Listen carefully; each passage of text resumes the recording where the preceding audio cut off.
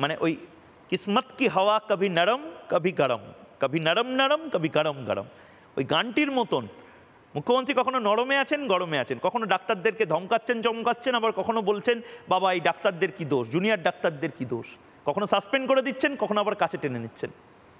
অভিভাবক না আসলে শার্প পলিটিশিয়ান।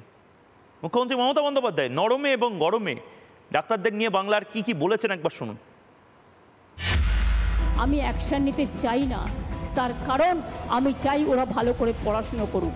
আমি যদি কারোর বিরুদ্ধে এফআইআর করি তার ভবিষ্যৎটা নষ্ট হয়ে যাবে, সে আর কোথাও চান্স পাবে না, পাসপোর্ট পাবে না, ভিসা পাবে না। আমি যদি কারোর বিরুদ্ধে লিগালি অ্যাকশন নিই সে বিচার পাবে না। হয়তো সব কেস বাঁচানো সম্ভব নয়, কিন্তু যদি একটু ভালো ব্যবহার পায়, অন্তত দেখে চিকিৎসকরা চেষ্টা করেছেন, তাতেই তারা কিন্তু অনেকটা খুশি হয়ে যান। অনেক সোশ্যাল নেটওয়ার্কে হাজারটা ভালো কাজ করুন, বেরোবে না। একটা খারাপ কাজ হলে সেটা নিয়ে এমনভাবে সেটাকে প্রচার করা হয় যেন স্বাস্থ্য সমাজে কেউই কাজ করছে না, কোনো চিকিৎসকই পরিষেবা দিচ্ছে না, এইরকম একটা ব্যাপারও করে ফেলা হয়।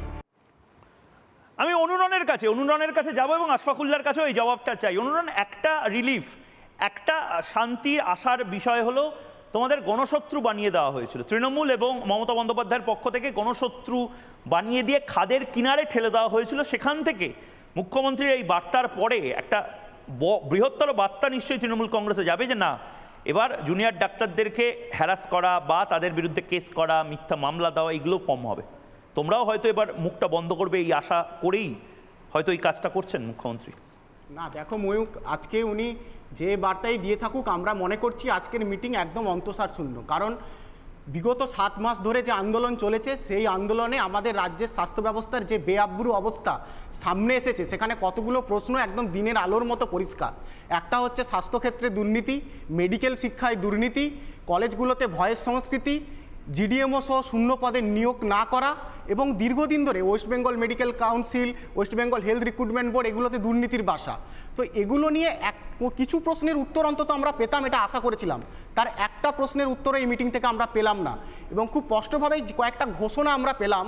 সেই ঘোষণাতে কোথাও বলা হচ্ছে জুনিয়র ডাক্তারদের এই স্টাইফেন্ড 10,000 টাকা, কোথাও 15,000 টাকা বাড়িয়ে দেওয়া হচ্ছে। আমি তোমাকে একটা বিষয় পরিষ্কার করে বলতে পারি, এটা কোনো দয়ার দান না। আজকে আমরা যখন জুনিয়র চিকিৎসক ছিলাম বা আজকে আশফাকুল্লারা আছে, এরা যারা যে ইনহিউম্যান, যে অমানসিক পরিশ্রম এদের করতে হয়, সেই তুলনায় এটা কিছুই না। আজকে কোনো একটা কেন্দ্রীয় হাসপাতালের যদি স্টাইপেন্ড তুমি দেখো, তাকে যদি অর্ধেক করা হয়, তার থেকে 5,000 টাকা কম পায় এখানকার জুনিয়র চিকিৎসকরা। আর আজকে 10,000 টাকা বাড়ানোর পর সেই অর্ধেক মাইনের 5,000 টাকা বেশি পাবে, এইটুকুই পার্থক্য, আর কিছু না। আর এই কলেজে 2 কোটি টাকা যে ফেস্টের নামে দেওয়া হয়েছে, তুমি একটা গভর্নমেন্ট মেডিকেল কলেজে যাও, এটা মানুষের অভিজ্ঞতা।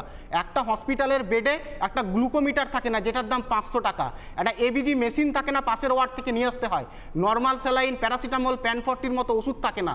এগুলোর যদি যথাযথ পরিষেবা থাকতো, তাহলে আপনি 2 কোটি দিন, 10 কোটি দিন, 20 কোটি দিন এন্টারটেনমেন্টের জন্য থাকে না। অনুরণ সাফাই কর্মী থাকে না, না হলে কোথায় থাকবেন?